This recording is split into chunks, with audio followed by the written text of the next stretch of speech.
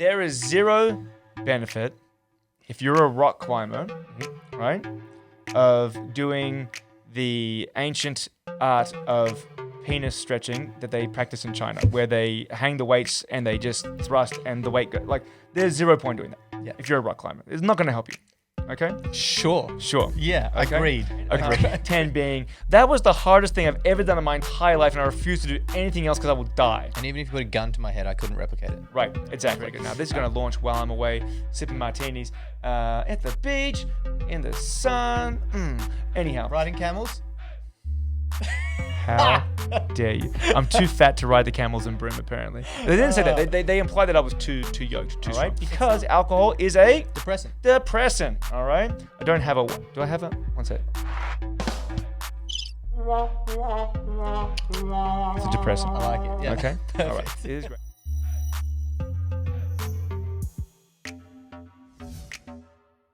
great. Should I do this? Don't do that. Why not? Hey, I'm right in your ear. behave yourself. I'm inside you. Wait. It's ASMR. Welcome back to another episode of the Strength Institute podcast. This is the Big Flex podcast. Sorry, welcome to another episode of the Big Flex ASMR. podcast. You need to really pronunciate all of your syllables. Sorry. Anyways, welcome back to another episode of the Big Flex podcast. I can't think of anything worse. I can't think of a single thing worse. That is terrible. Why do people enjoy that? I don't know. Welcome back, everybody, to the Big Flex podcast. Welcome back, everybody. Back again to another episode, an upgraded episode, I've got to say, this week for the Questions and Answers podcast. Nevin did a thing. I was so excited. And you're all going to see. So we put, first of all, getting married this weekend. Yeah, there's that. He did that thing. Yeah, getting married. That's a cool and so like, thing. we need to get some content uploaded and ready to go before I go on holiday on my honeymoon. So we put up on the whiteboard, questions and answer time podcast. Always a good one. Always fills up quickly. And so we're like, all right, we'll get that done. Anyhow, the questions came in and I was like, Adrian, with our video splitter, what we can do is we can make a PowerPoint and we'll sit down, we'll look at all the questions, we'll make a PowerPoint. So I did that. Yeah. You did that. You got very excited and excited. did the whole PowerPoint all on your own. It was my day off. And then Adrian, I was like, hey, look what I did. He's like, well, we meant to do this together. I'm like, just have a look at when we did it. It's all good. Yeah, anyway, so I get full marks for the group assignment and I didn't have to do anything. It was great. But he is going to read off the page like Stella. Instead of looking up at the whiteboard that you can't see, which is over here, we will be looking at a laptop, which you also can't see. It'll be integrated. Yeah. And it will look fantastic. Yeah. So what we're going to do is we're going to do this. We're going to go picture in picture. Yeah, it does look pretty fancy, I gotta say. It looks good. Yeah. It's all professional like. And sorry about that ASMR at the start. It was just I was telling Adrian to speak into his microphone. Are we putting that in? Is that? Yeah, we're is putting that in. Yeah. We're putting that in because I was always like, Adrian, you need to speak into your microphone. He gets excited. He starts talking back here, and then you can't hear what he's saying. And I always end up talking loud. So I always have mine turned down a bit, his turned up a bit. But like, please speak into the microphone. And he went off in this ASMR. That's what they do. Yeah. It's gross. And you hear, this is the bit that I don't like when they go like this. Okay, stop While that. they're talking, and you can hear that. No one wants that. Stop that. Stop that. Please, stop it. Yeah.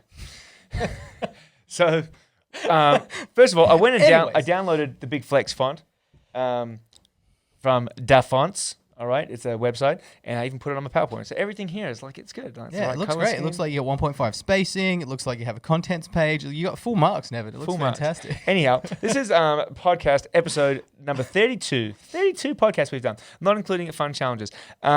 Question time number 7, and we have, I believe, 11 good questions today. We got some pretty decent We have ones today, 10 good actually. questions and one question that's completely unrelated, but that'll be all right. Yeah. Okay.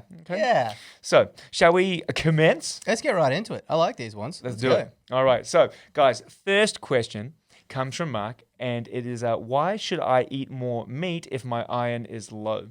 Okay. And I think that is a great question. There's a lot of people have low iron, and they're just cranky and tired all the time. And we don't want you to be tired. No, Yeah. not at all. But it does affect you in very big ways. I'm sure a lot of people out there have been told they have low iron and had to have had supplements or infusions or things like that. And the reason why we're answering this question for Mark is because he had low iron and then he started eating a lot more red meat. I think he said once every 2 weeks. We asked him, how much steak do you eat, Mark? He goes, Crazy. I have a steak like maybe once every, not even a steak, I have red meat like once every 2 weeks. I said, And we gave him... I almost we kicked him gave out him of a the very gym. hard I almost time. kicked him out of the We gym. gave him a very I hard almost time. said, get out! And we told him to eat some red meat every single day for a while, especially while his iron was low. And lo and behold, he's had some fantastic PBs every single session since. Every single session, and substantial as well. Strength is going up. Energy levels are going up. So we're going to dive into right now basically why it's important to get some extra meat in. And we'll clarify red meat in particular, but there's some other vegetables and meats in here that you can also increase. Yeah. But basically, iron is needed to form hemoglobin, okay? And hemoglobin makes up 70% of all the iron stores in the body. Okay? Hemoglobin is also what oxygen binds to in the red blood cells. Okay? So, if you have low iron, you're going to probably have low hemoglobin, which means you're not going to be able to carry as much oxygen in the blood. And oxygen is one of the main factors when it comes to aerobic energy production. Right? You need oxygen. So if you're not carrying oxygenated blood up from your lungs into your heart to get pumped around your body for your muscles to utilize as energy, You're just far less efficient. far less efficient. Far less efficient at doing anything, basically, which is why having very low iron can cause like chronic fatigue-like symptoms. Yeah, people get really tired. Yeah. You know? So there's obviously lots of people who have low iron for different reasons. Some genetic, some women, it's probably more prevalent in women to have low iron than in men. But yeah, unless you need an iron infusion, or you can even get prescribed like sort of iron tablets, very high doses of iron, you can just change your nutrition and lifestyle, how you eat, and they can actually get some good improvements there generally. Doesn't have to just be red meat. Red meat's just an easy one. Red meat's one of the easiest sources of red iron that you can go to, but there are lots of other food choices as well. Yep. And what are some of those food choices, Adrian? Liver and organ meats are the ones as well. And I actually, when I was doing the carnivore thing, people kept telling me and hounding me with it that it's more nutritious to get organ meats in your diet in general, but they don't necessarily taste good by themselves. They're not as palatable as the normal flesh. So a really easy way to get those into your diet is you can go to a good butcher that would do it for you. I say good butcher because not all butchers offer that. But you can get organ meats ground up and made into just beef mince, which is really handy. It's a really easy way to get them in and for it to be tasty. I tried to do it myself. I went to my local butcher. I was like, hey, can you mix up like a 70-30%, so like 70% mince meat and 30% organ meat, like beef liver, into mince for me? And then I tried to make burger paste, and it was tasty. And the normal mince sort of did counteract that really gamey, rich sort of flavor of the organ meat, and also it did, because it was the majority was just normal mince. It like the texture was pretty normal as well, but it was a little dry. And then Marcus, Caitlin's dad, Caitlin trains here, outstanding up and coming athletics star, all right, junior athletics star. Her dad is a gourmet cook, and he was like, "What you just got to do is just go to it used to be called the Secret Butcher, and now it's called Troy's Meats in Balcatta." Tell me about it. And he has already perfected that ratio for you. Oh, really? Yeah. So he has pre-made hamburger beef mince. Mince and beef and organ meat pre-minced with the right amount of fat content to still be juicy. That's awesome. Yeah. So go there. Yeah. Buy local. Troy's That's awesome. Meats in Balcatta. Okay? But it's not just meats. There are lots of other foods as well. You can get spinach, quinoa, and legumes. And here's the thing: you got to look at it, remember it, and then look at the camera, and then it looks like you know all this stuff off the top of your head. All right, hold on. Okay, spinach, quinoa, legumes. We got turkey as well. That's another good source of meat. Shellfish. A lot of people can't eat shellfish. Yeah, I'm just saying it's an option for those that can. Yeah, it's gross. Cut it out. It's an option for those that can.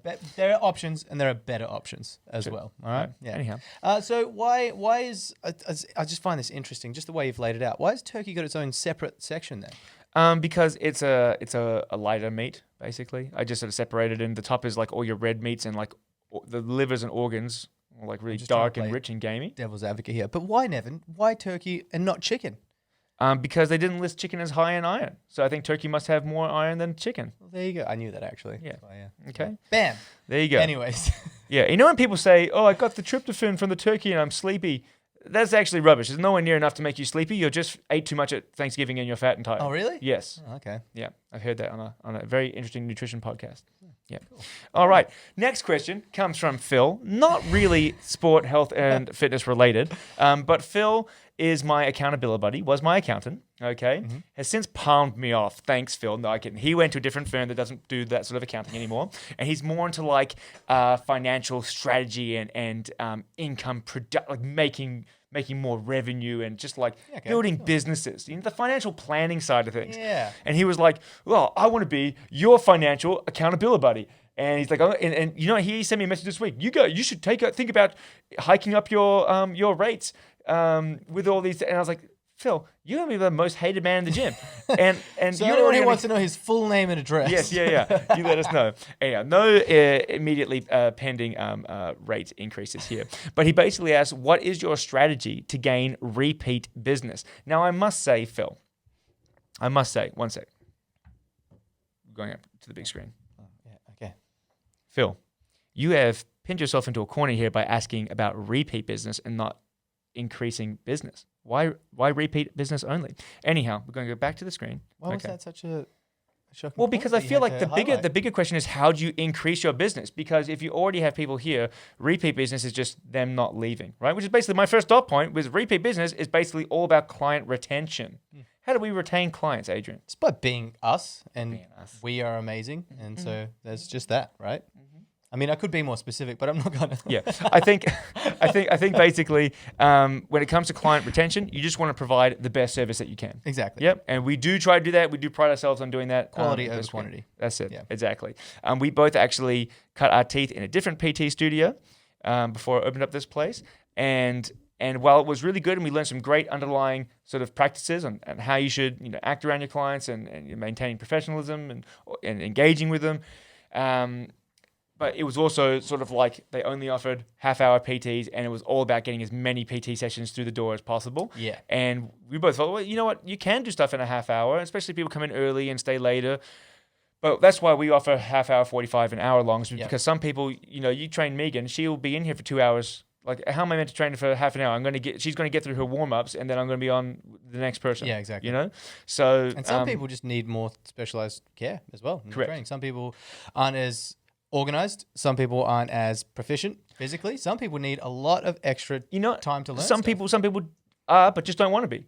So, like, I've talked to many clients about this. That some people will be like, you know what? I like coming here because I don't have to worry about anything. I don't care about what I'm warming up at. I don't know what my warm-ups are. I don't know what weight I'm going to start at.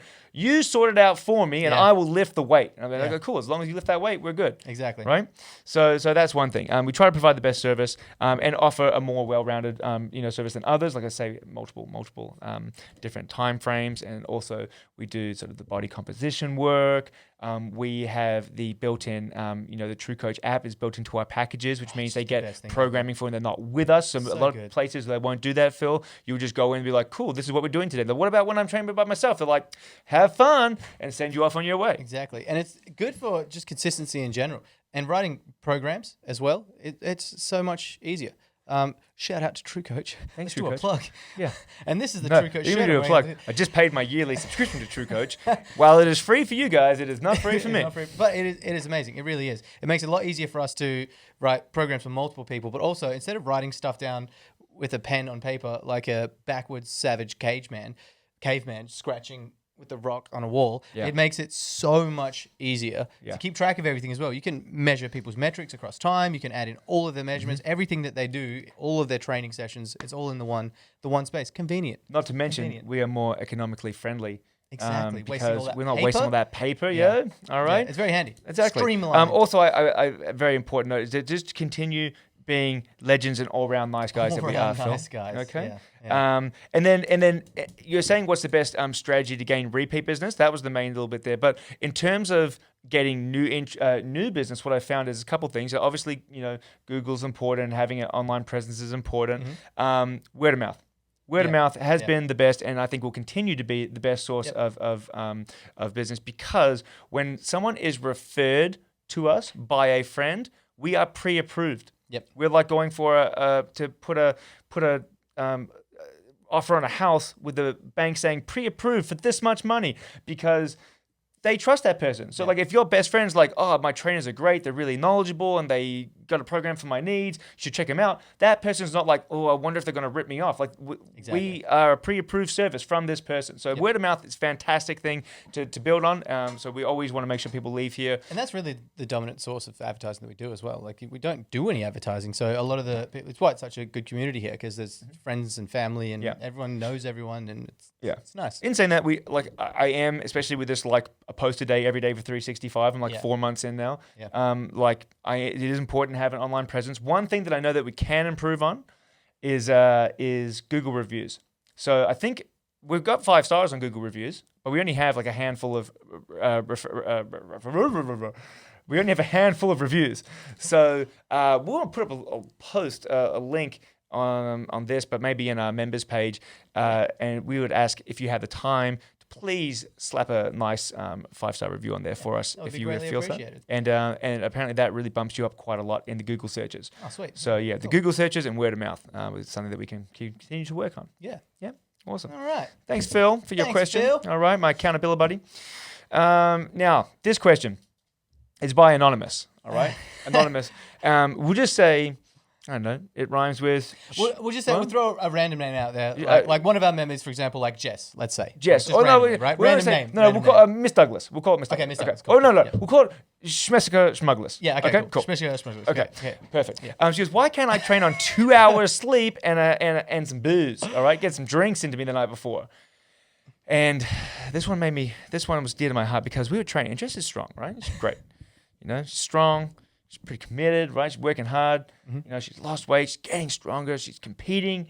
And I got my programming sorted. And when I do my programming, I get like into it, guys. I'm like, yes, we're going to do this week. And then next we're going to go up a little bit. I can't wait to go heavier on this exercise. And then we went in, we started. She looked a little flat. And then this was at like 6 a.m. I'm like, all right, maybe she's just tired. She's warming up. And next set looked harder. And then like she missed what she got the week before. I'm like, what's going on here? What the shit's going on here? What's happening? What's going on? What happened, Nevin? She's like, well, I was out last night. I only got 2 hours sleep. And I was like, 2 hours? You're training off 2 hours sleep for? And I said, like, you weren't drinking? She goes, no, I only had like 5 drinks. I said, 5 drinks? She goes, but it was like spaced out over the night. I was like, you can't train on 2 hours sleep and 5 drinks. She goes, why not? And she didn't mean for that to be a question. It's actually a good question, though, because a lot of people do that. And it might not to be, maybe not that extent, when you literally 2 hours of sleep. People say, like, I got half an hour sleep. They actually slept for 6 hours or 5 hours. Like very little to no sleep versus little sleep and alcohol as well. They do have a very, very big influence on your performance inside of the gym, games, like specific events, all sorts of stuff. Yeah. Probably one of the bigger indicators of performance would be sleep. I would say overall across all of the different things that affect your performance. I would say hands down. Look, sleep is huge. Yeah. But also, like you can't turn up hammered or like super hungover to a training session. Like, not that she wasn't hammered or hungover, but she was, had a handful of drinks the night before. Spread out over the night, right? What's the rule? One for women, usually 1 standard drink for the first hour, 1 every hour after, right? For men, it's 2 in the first hour and 1 every hour after to keep under the legal blood limit, roughly. So if she had 5 drinks over 5 hours, I'm not saying she was out getting drunk, but is it going to affect your performance? Probably. 100%. Now, I've put up basically 2 slides on this one, guys. And the first slide is talking about the alcohol consumption and performance. And so basically, looking at a few studies, you will get a decrease in muscular force output. So how strong you are, right? How much force your muscles can exert on an object that is you pushing a barbell or something away from you, right? So you are going to get that. And that is because you have reduced CNS excitability. CNS is your central nervous system. We're going to talk about that later with Jake's question. And excitability just means that it is a bit dulled down. It's been dimmed down, all right? Because alcohol is a... Depressant, all right? I don't have a... Do I have a... One sec. It's a depressant. I like it. Yeah. Okay? All right. It is great. Also, alcohol can increase fluid loss, which means you're going to dehydrate faster when you're working out. Okay? All right, so increase fluid loss through sweating more. You sweat the booze out, but you're also going to sweat out all those good... I was going to say, I know that, is it caffeine? Dehydrates you, diuretic, anti-diuretic? Well, diuretic means that you're going to excrete more fluids. So alcohol is not that? Alcohol is a diuretic. You're going to excrete more fluids. Yeah, cool. Okay, that's why you wake up feeling dehydrated because it's excreted all of your fluids. I don't know why. I thought that you had to have some sort of like stimulating effect for. It's a diuretic and it's excreted. No, you got to get closer. All of You have to like put your lips on the microphone.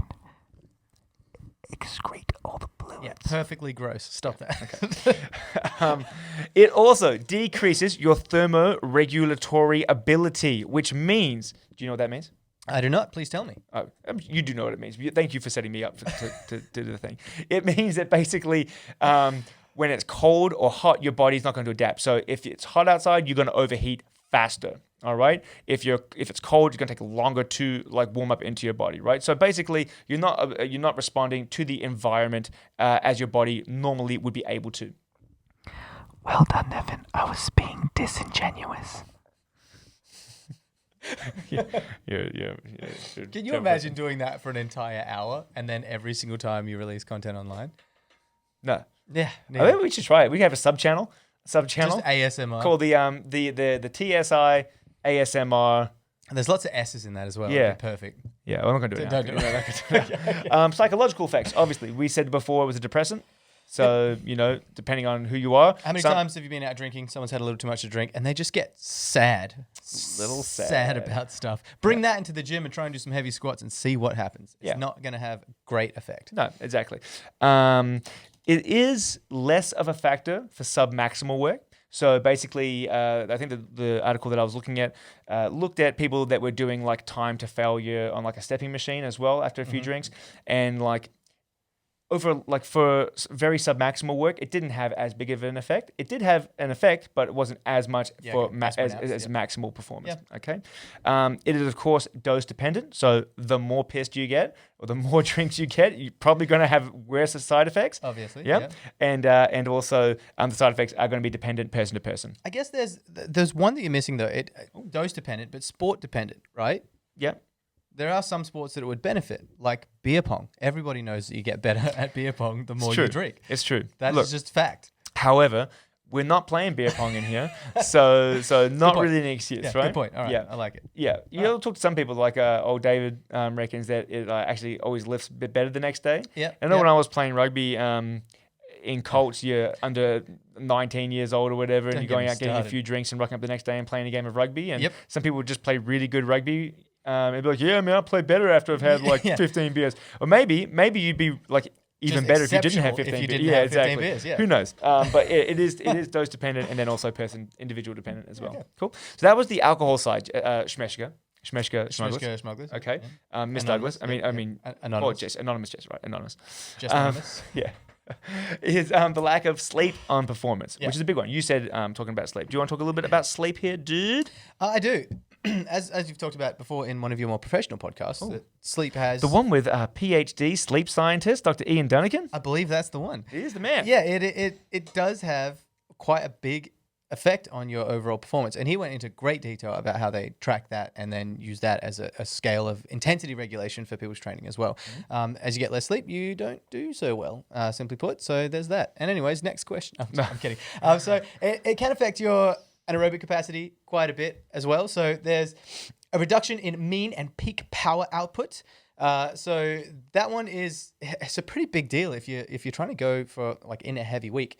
You're trying to get a PB that it ain't gonna happen. If you can't push as hard as you could push last week, that's your power output right there. It really is quite simple.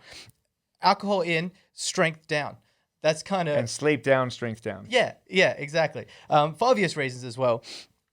We got more prevalent in higher level athletes as well. So obviously the more elite the athlete is, then the more they're going to be affected by it. And I think that's probably more to do with, you'd say performance gets affected a lot more when you've refined yourself as an athlete a lot more as well. Like you get your average person coming into the gym and they don't really know how to push to 100% of their limit, but you get a career-long athlete who gets that finely tuned. Right. It's going to be affected. And I think it's not, and that's not even an intensity thing. Like you can get someone that comes into the gym and has great attitude that's a beginner and pushes like really freaking hard. But but they're actually not pushing anywhere near as heavy as what they could because they haven't got like the intramuscular coordination, which again we're going to talk about in the nervous system question from Jake.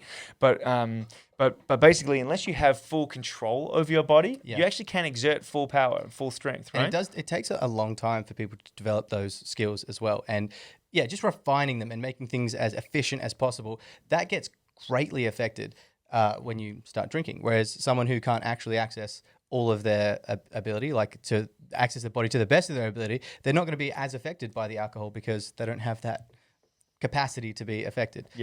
Now, the studies I looked at as well, they were ranging in times. So over the first day, like a bit of lost sleep was not like, I mean, it was detrimental. Like it was definitely had reduced, you had reduced physical and cognitive effects. But as you go past like the 36-hour mark, it is like crazy high. So if you go like 36 hours no sleep, like a day and a half, that's when your body really starts to get cooked. This would be interesting. I'm not going to say anecdotal, but I believe that there was a couple of studies that the military tried to do I think it was an American study. They made a movie about it where they tried to see how long people could stay awake for without dying. I don't know. I heard some old Russian military thing, but I think that was all like it's like 4 or 5 days straight. Maybe, and people start like hallucinating and losing their mind. I'm sure. And then they start doing things that are incredibly dangerous. Yeah. Well, I think maybe they for the movies as well. Hollywood show. Well, they made a movie about it, but they made a movie about it because they tried to do that. Like you can't stay awake for too long. You just start to like lose your actual mind. Everything just falls apart. Need to sleep, which is kind of fun actually. So that was the anaerobic stuff. Aerobically as well, you are going to get reduced total workload and an increased time to failure. So basically, you're not going to be able to work out for as long, and your total workload is going to be reduced because of that. Yeah. Okay. Similar to alcohol, there can be psychological effects. So, like if you again are really sleep deprived, you can get super emotional. Like things can happen. You can get frustrated. That one actually happens a lot. I've had a lot of people cry over the years in the gym, and a lot of the time it happens because people are just tired. You know? Like first thing in the morning, kids kept them up all night. Push out a heavy set on squats and just have a moment. Yeah, have a little moment. Just squeeze out a couple of tears. Yeah, like the alcohol again, it can reduce your thermoregulatory ability or function. So again, your body's not going to be able to cope with sort of the temperature in your environment as well. Also, this is what I found was interesting. It seemed to find that people, and this was more towards a 36-hour mark, actually had reduced pre-exercise muscle glycogen, which means like their muscles were storing less energy source for them as well when they were tired. I don't know if that's because it was like sending it up to the brain to try to use for energy. Like I don't know. Well, I guess just less efficiency in the system in general, right? Yeah, potentially. And then also a big one is reduced agility and accuracy and reaction times. Well, that's a very well-known one just in general. Like the ads that they had running for years and years, don't drive tired. It's as bad as driving drunk. Same sort of thing. That fatigue can greatly affect your break time as well. And you'll see that cross over into sports, and you were talking about this as well. But basically, and this isn't necessarily like sleep related. It can be if you are lacking sleep. Your injury risk goes up if you're playing sport. Yeah, I can't remember. But also the as you play more, so you'll see most of the injuries that will happen in a rugby game or a footy game are in the back half, the back third, the back quarter. Yeah, that's because people get tired, and that's what that goes is their reaction time, their coordination. They'll far more easily roll an ankle, stuff like that. I have to try and find the study, but there was one that when I was doing my strength and conditioning course through the ASCA that they had, starting from 9 hours and going backwards, the reduction in injuries or the chance of injuries, just invert it, with 9 hours of sleep or more. What do they call that? The incidence. The incidence? Yes. Like any type of injuries? Yes. Like during what do you mean? Sorry. Number of incidences. Number of incidents? Well, it was over like self-reported over a long period of time. So basically before every game or training session, they would just get people to record how much sleep that they had the night before, and they just compiled all this data. Yeah. With 9 hours of sleep, it was like a 10% chance. And then as you go down to 8, it was about a 20% chance. And then every hour you went down after that, it went up something like 10 to 15 to 20 to 30. And it was just almost exponential. And there's like a 90% chance of getting injured if you have 3 hours of sleep or less. And it's crazy the amount that it jumped up after that. Right. Yeah. There you go. Like We'll see if we can find that one, and then we can add the link on here as well. Okay. Cool. Yeah. So that is Hopefully that answers your question, Anonymous. Shmeshka Schmugglers. Okay, perfect. Just anonymous. Yeah. Yes. Next one is from Kyle. All right. Kyle asks, how do you balance S&C? S&C is the savvy way of saying strength and conditioning for sport. This is kind of a big question. It's quite a bit. What? It's a large question. Look. It's a large question. It is. You're looking at me like that for? That was your dreamy look into my eyes and make me fall in love with your face. Why'd you do that? I got distracted for a second there. It's such a big question. I hope this comes out well. We've got to stop at some point. There's a lot of things that factors into this as well. I would say that, Kyle, when you're talking about sport, the most important thing about training for sport is specificity, right? There is what? Specificity. Oh, that's a good one. Specificity. There is zero benefit if you're a rock climber, right, of doing the ancient art of penis stretching that they practice in China, where they hang the weights and they just thrust and the weight there's 0 point doing that. Yeah. If you're a rock climber, it's not going to help you. Okay. Sure. Okay? Yeah. Agreed. Agreed.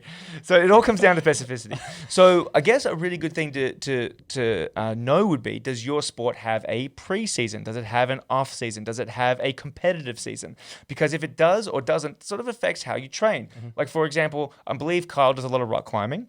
Okay. That's great. But he's not a competitive rock climber, so he's not like he's preparing for world championships or the Olympics. He can just rock climb whenever he wants. Yep. So how would he go about balancing weights training with that? I guess if you want to identify the things that are going to make you a better rock climber, all right? Oh, I'm a good rock climber, but what seems to fail is I just don't have the grip strength. Or I've got really good grip strength, but I'm just not strong enough to pull myself up to, what do they call it when you just pull and grab? Well, it depends. There's so many. No, but it's called a name. Like a dyno? Like you mean like jumping to things? No, jumping. Crimping? No, not crimping. What do you mean? That's just rock climbing, bro. Yeah, but it's got a name. I was watching Magnus's channel, and he's the best rock climber in Norway, and he calls it just something to something. I'm not sure. Okay.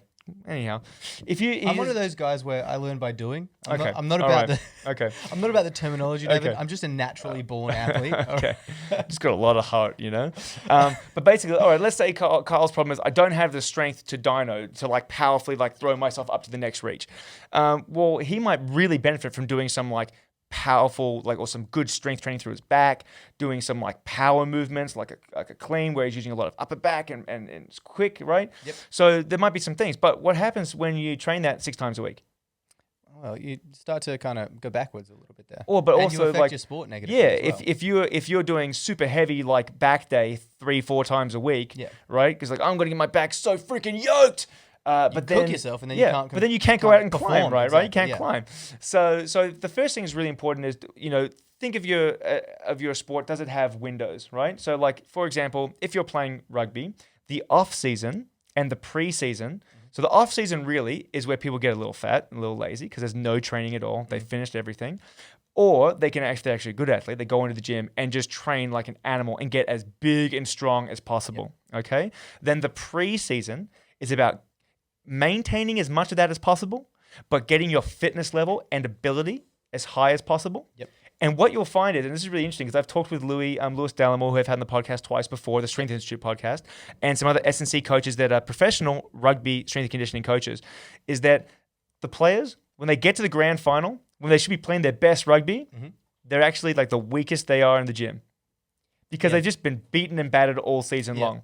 So for those guys, there's no point in going out and maxing out deadlifts the week of the grand final. Why? Just why? Their nervous system, exactly. their whole bodies. Yeah. So I think that the number one thing you need to balance, Kyle, is figuring out, all right, I don't have a competitive season. I'm not training for a specific event. I want to get better in general. What I'm going to do is I'm going to sacrifice a little bit of my climbing ability for the next 8 to 12 weeks. And I'm going to really focus on building strength. And I'll still climb once or twice a week, but it'll be for fun. I'm not going to try to always be getting better at doing really crazy hard routes. It's more so just so I don't lose. Maintenance, yeah. Yeah, more like maintenance. Skill work.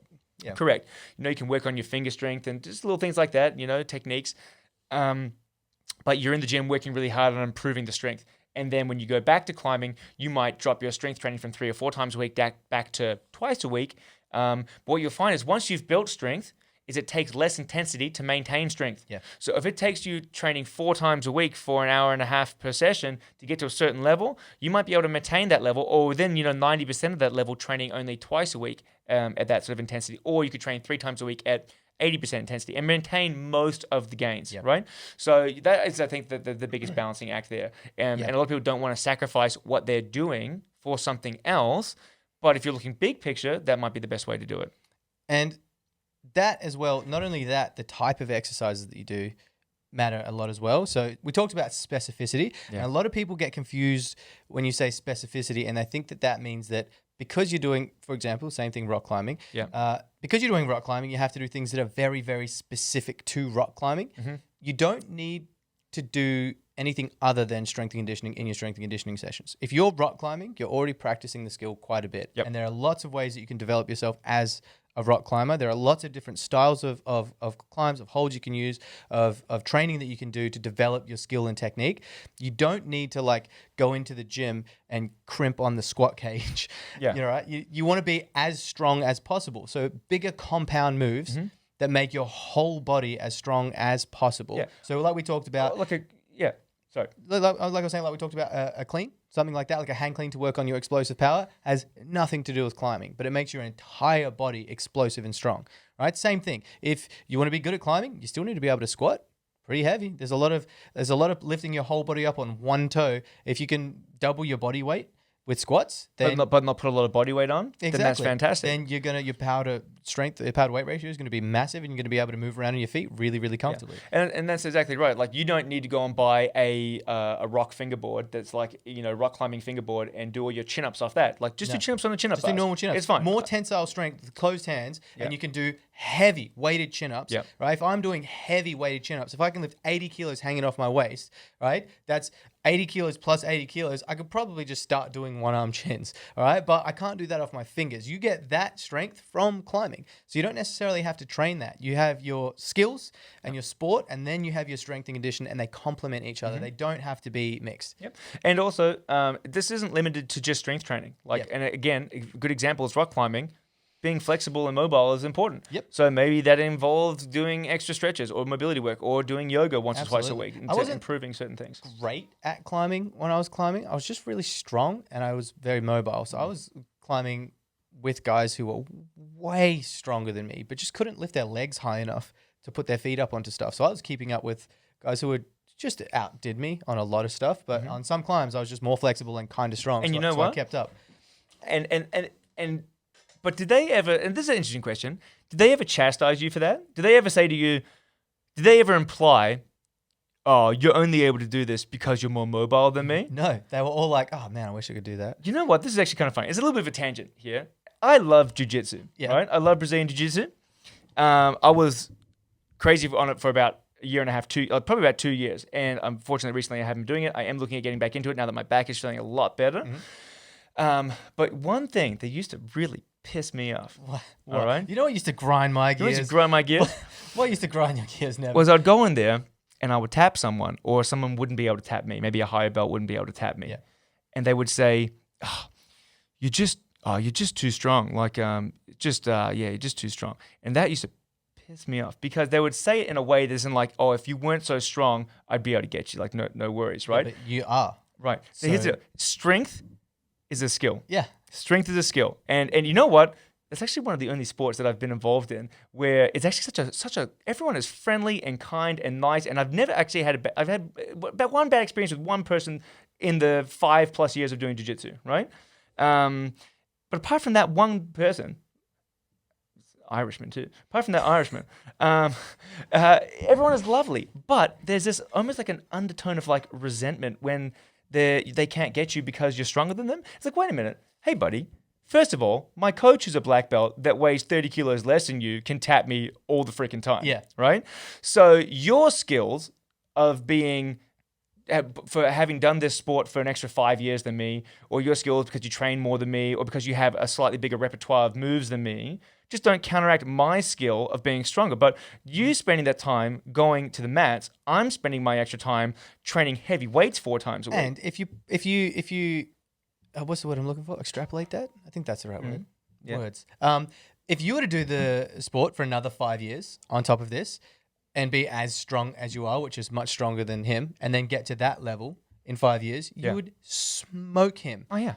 And that's what a lot of people, a lot of people do get upset about that. And it's because you're not very strong. So deal with it. But So strength is if a we skill. have two athletes, right, that are exactly the same skill level, exactly the same. Yeah. You clone Nevin and he's standing next to Nevin, right? But one of the Nevins, I would win. One of the Nevins I would win. doesn't do weight training and is incredibly skilled, or even maybe a bit more skilled. And the other Nevin does weight train and is a similar skill level. The weight training Nevin wins every time, I believe every so. single time. Just about. It factors in. If you're a stronger athlete and you're dealing with athletes that are as skilled as you, the stronger athlete wins. They can handle more. They can produce more force. They can move better, punish their body more. That's right. More often. They just outdo you every time. Yeah. I agree. Anyhow, a little off tangent there, but I think that's important to say. It relates. It goes It does. back to It does. climbing. It's Because like I was saying being strong is a skill, and it helps in most sports. Absolutely. Yeah. Yeah. Okay. All right. Next question. Comes from. Wait a minute. Did we get Mandy's one? Oh, that must be later. Yeah. Okay. Wait, Next one. Did we? No. Mandy's must be later because 3, 4, 5. Right. Okay. All Cool. good. Let's do this. All right. So, question 5: can too much sleep be detrimental to performance? And that's from Sophie. Can too much sleep be detrimental? Too much Performance? sleep. She's That's like, an oh man, interesting I sleep well, and then I get home and I can just like fall asleep and I have a nap and I sleep. Can it be like Can it be negative? I don't know the answer to this one. I wanna spitball it. I hypothesized no. I don't think so. I don't think you could ever get too much sleep. Could you? Well, I popped off a message to my friend. He's also an Irishman, but he's one of the good ones. All right, Dr. PhD sleep scientist, Dr. Ian Dunnigan, and he says, well, less than 0.5% of the population actually get too much sleep. Like actually get more. So he didn't even say too much. He said get more sleep than what is recommended. So basically, he goes basically no one. Less than 0.5 are getting, more than 8 uninterrupted good quality hours of sleep. Even if you're sleeping for 8 hours, you're waking up, there's this, whatever it is, right? He goes, less than 0.5% of the population actually get enough good quality sleep. Okay? So he says very highly unlikely that your friend is getting too much sleep. Is there too much sleep? No. Well, he said there's not really much literature. He goes, but basically no. He's like, people aren't getting too much sleep. Okay. And he goes, really, sleeping is when your body recovers. So unless you're sleeping 23 hours a day and you don't have enough time to do anything, then maybe. But no one's sleeping 20 hours a day. All right. He goes, one thing that it might actually be, and this is not saying that you're sick, so because you're not most of these things I already see.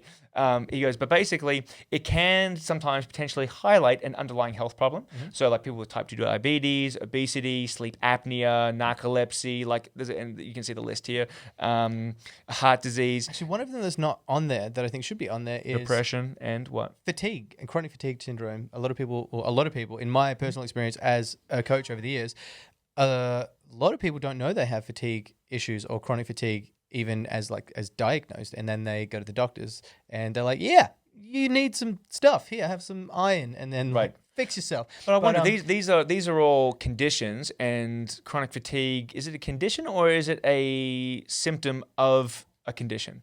I don't know.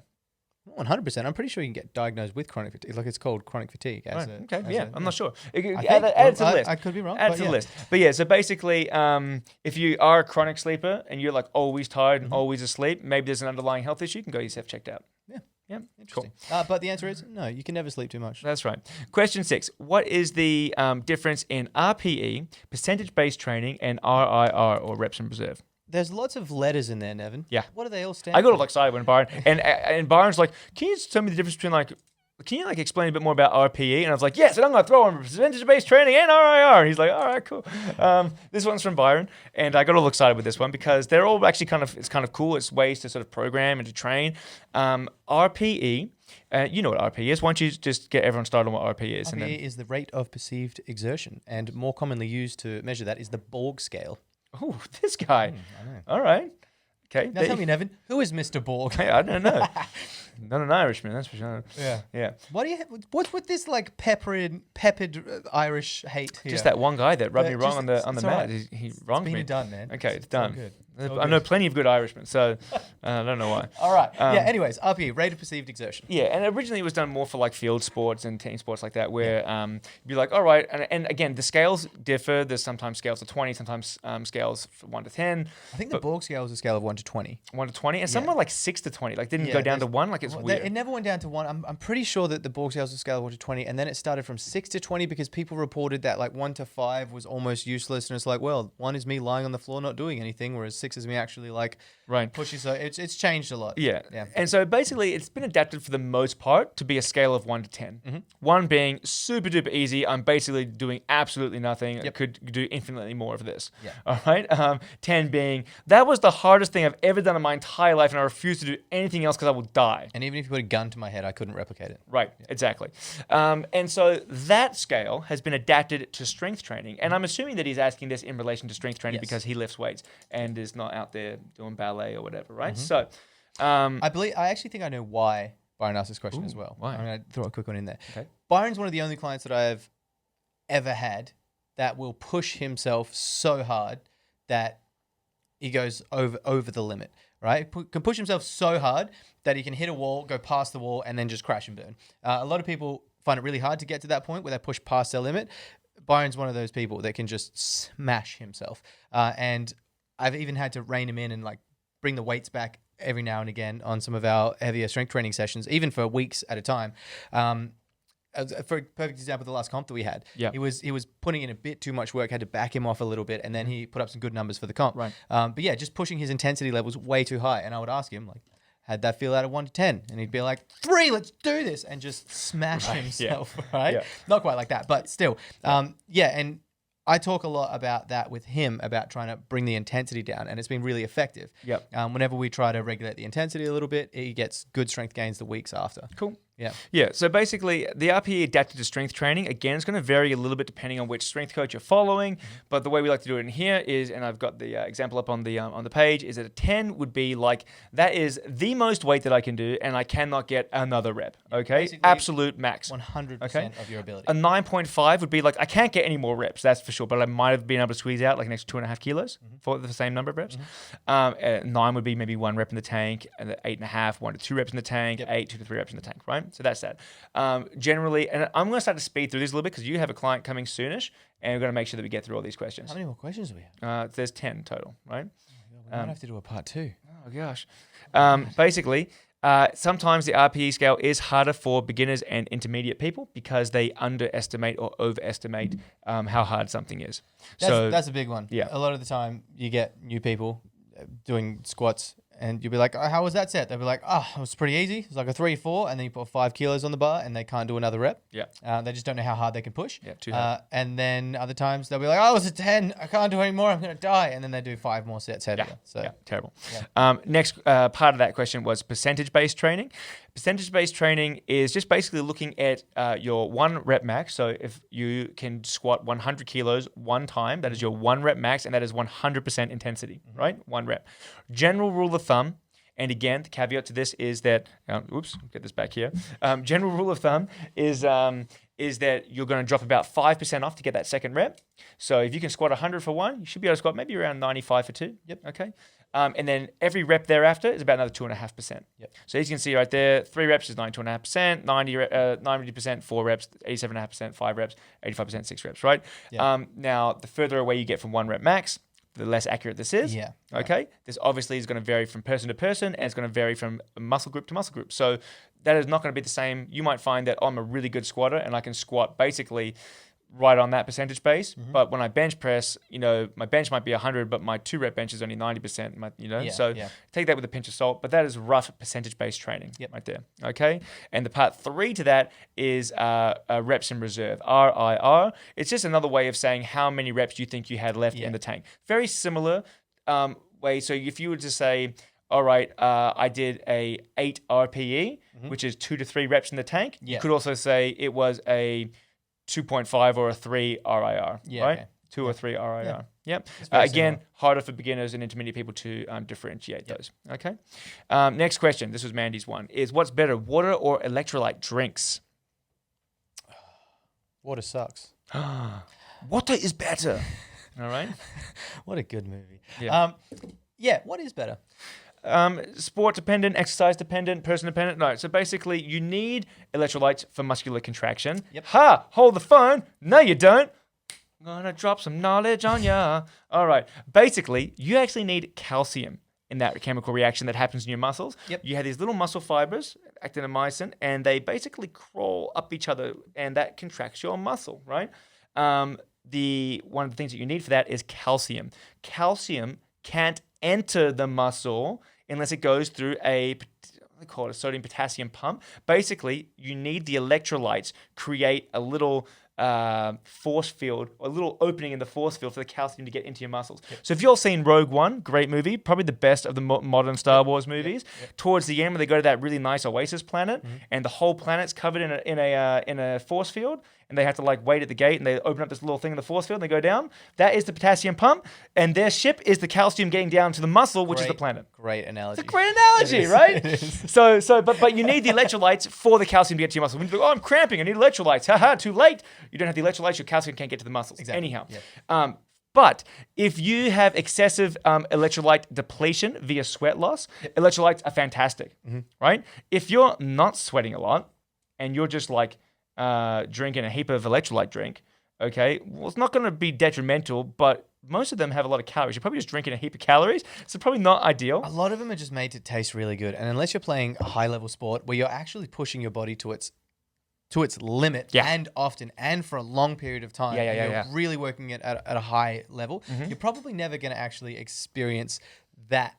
The thing that those ads tell you that you need to have the drinks for in your once a week. And people that are in the game. gym lifting some weights, I've got a cramp. It's probably not because of the electrolytes. It's probably just the muscles fatigued, whatever, right? It's probably not going to ever happen unless you're on the flip side of that, Mandy, you can overdrink water because basically, if you just drink a shit ton of water without the necessary salts in there, your kidneys can't keep up with that amount of water, and you dilate basically the sodium content of your blood, and that can be life-threatening. So don't overdrink too much water. Yeah, but don't scare people. How much water is that? You need to have a heap. I'm not giving you any recommendations. I don't want anyone to try it. It's a lot of water. I'm just saying. It's very, very, very. Don't be like, oh no, 2 liters. I'm gonna. It's like no. 12 liters I think they in an say. hour. I think they say for women 2.5 to 3 liters of water per day. For men, up to 4 liters. Very, very safe and should be promoted. Exactly. Okay. Yeah. So drink a lot of water. If you are sweating a heap, then supplement with some electrolytes, but probably not going to help a huge amount. Okay. Exactly. Question 8. What can I do to reduce my muscle soreness post-exercise? I've listed 1, 2, 3, 4, 5 things here. You go to the first one. We'll go one for one. Movement in general. Movement is good. Just to get your body moving, as it says in the word. Just movement. Movement is one of those things where you're sore and you want to just be still and not move because it hurts, and try not to poop because you have to stand up and sit down again. But lymphatic system, it helps to remove waste and substrates needed for movement in general. So just moving in general will help to recover the sore muscle. Your circulatory system has a pump. Your heart, it pumps blood around the body. Your lymphatic system does not. You need movement to help. Yeah, you need movement to help it work. Yeah. Okay? So that's really important. Yeah. Take the second one. Ice baths. Yep. Ice baths have been shown to have short-term reductions in muscle soreness. Okay? Long-term, not a huge deal. If you are getting smashed every single day, lots of little short-term benefits might equate to a long-term benefit. But basically, if you do a very brutal exercise session, jumping into an ice bath might alleviate some of that muscle I don't soreness. know, my personal opinion, I don't think they're any good anyways. Anyways, next. You have to have more than 30 seconds. Epsom salt bath, 49 seconds. Epsom salt baths, they've been suggested to increase muscle recovery processes as well. They're also just nice. Epsom salt baths make you feel nice. Now, the Epsom salt bath, it's magnesium. That's why you have an Epsom salt bath, all the extra magnesium in them. From what I read about that is it's effective, but not as effective as ingesting magnesium. That's far more effective in general, but magnesium baths have been shown to be effective to somewhat effective, I believe was the term that I read, in reducing muscle soreness. Right, and that adds into the next part. We said magnesium supplements and carbohydrates. So, there you go. Yep, there you go. Carbohydrates are also important because carbohydrates break down into muscle glycogen, which is a very important part of actually helping your muscles recover. And you were like throwing shade out, saying, well, that doesn't make it less sore. Yeah, that's what I thought. Okay, so you have to specify with us, Mandy.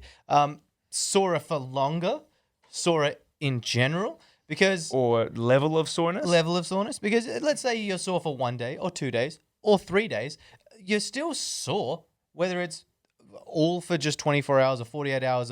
I was arguing that it doesn't reduce muscle soreness. It just reduces the amount of time that you're sore for. Which is, again, reducing muscle soreness. Like if you reduce the duration of something, you're still saying reducing the duration of you say. But you're saying the level. You're saying the level of soreness.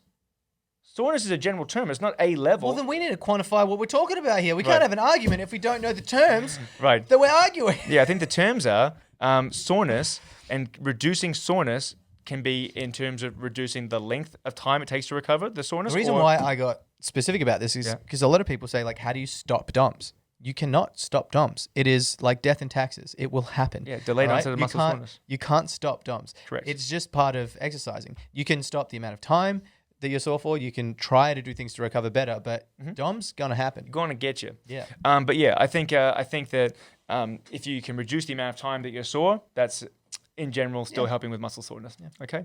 The last one, stay hydrated. We talked about this a little bit before. Yeah. Being hydrated is really important. Star Wars analogy. Yep. To help transport nutrients into the cells of your body. Yeah. Okay. Perfect. Question 9: being in the zone and its effects on powerlifting. This one's by Jake. Can you talk about it? What do you think? I think we might have to cut this one because these are pretty decent sized questions. Do you want to just, because we're so close. I could open up the gym and like. Why don't you open up the gym so they can get in? And I'm going to start on this one. Yeah, okay? Perfect. We cut this one dangerously close to the. I can't. We're going to cut this one dangerously close to the. Go on, move the light a little bit. Oh, my goodness. Thank you, Adrian. Basically, the effects of being in the zone on powerlifting. Being in the zone is also known as flow state, Jake, depending on who you're talking to. It is a psychological phenomenon, all right? And basically, it's associated with extreme focus, all right?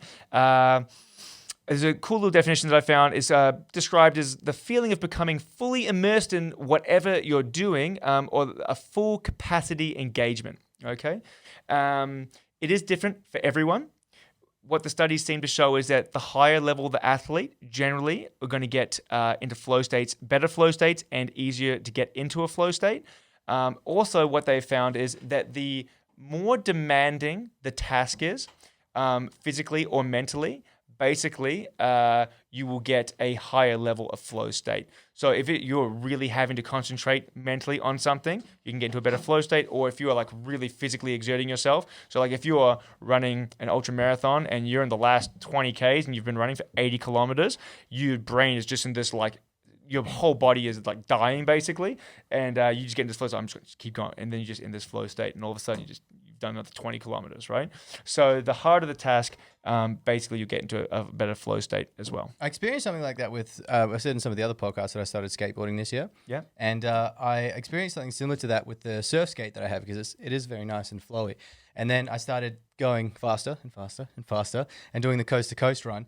And yeah, you get to a point where you're using 100% of your concentration and your physical ability going at such high speeds, moving through people. You got to focus and give everything you've got to that task. And it's like you can't think about anything else for that time while you're doing that task. It's actually nice because nothing else matters while you're doing that thing. And you can completely devote yourself to one task. It is actually pretty interesting. Very cool. Its effects on powerlifting could potentially decrease the anxiety or stress that you feel, like nervousness before a lift, Jake. It could also stop you from overthinking all the little things that you're doing with your lift. Mm-hmm. And finally, it could potentially give you hyper focus on what you should be focusing on during your lift, right? So it could get rid of all the little things. It could make you focus on what's really important, or it could just decrease sort of stress and anxiety. So it definitely could have some benefits to powerlifting. And you just need to be working on your mindfulness on how to get into that flow state effectively for your day. And it might not necessarily be the weight training itself. It might just be part of the warm-up that you do or the style of warm-up that you do right before you the music that you listen to beforehand. Absolutely. A lot of people have their things like, for example, the skateboarding thing. I could get on my skateboard and just burn around outside for a little bit and then walk straight to the bar and squat.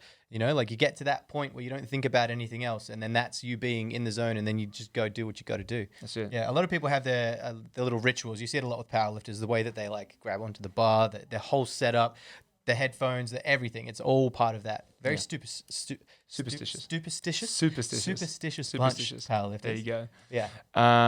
Question 10, also from Jake. How does the nervous system affect performance? Nervous system, split it up into a few different parts. You have your PNS, parasympathetic nervous system. You have your... Wait, what did you say that I have? Parasympathetic? Your PNS? My God, Nevin. I thought this was a... PMS. Penis? You just said I had... this guy. Come on. Right, yes. We're being serious Adrian has a here. penis, everyone. Well done. Hooray. Penis jokes. All Anyway, right. let's continue. You have your SNS, which is your sympathetic nervous system, and you have your CNS, your central nervous system, okay? PNS, parasympathetic nervous system, is basically your rest and digest. So it is regulating your breathing rate. It is helping with your digestion, stuff you're not conscious of, okay? Your sympathetic nervous system is your fight or flight nervous system, okay? So it can upregulate your heart rate. It can make your vision better. It can dump adrenaline. It can do all sorts of cool things like that, increase the airflow to your lungs so you're ready to freaking get out there and get after it, okay? Or like climb a tree and run away. Yeah, exactly. Long-term chronic stress on your SNS can increase your body's cortisol levels. Cortisol is the stress hormone. And long-term, that can have negative effects on your life. Now, you are not going to have increased cortisol levels from lifting heavy and getting all G'd up for a big lift. But if you have constant stresses in your life where that is an issue... It definitely affects you. I've seen that a lot over the years as well. You get a good perspective as a coach, a very good outside perspective. And I've seen people develop stomach ulcers and get all sorts of nasty, like there are very physical manifestations of stress. We're having high cortisol levels.